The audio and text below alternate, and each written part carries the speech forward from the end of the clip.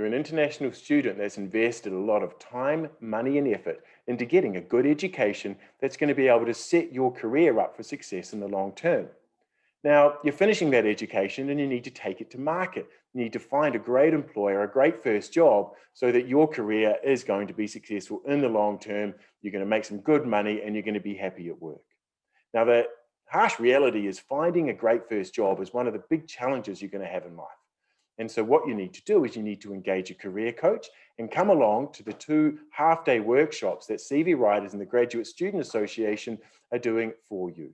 In these workshops, you're going to learn how to write a great CV, how to create a valuable personal brand, how to plan out your career, how to find jobs in the hidden job market, and how to interview well and impress employers.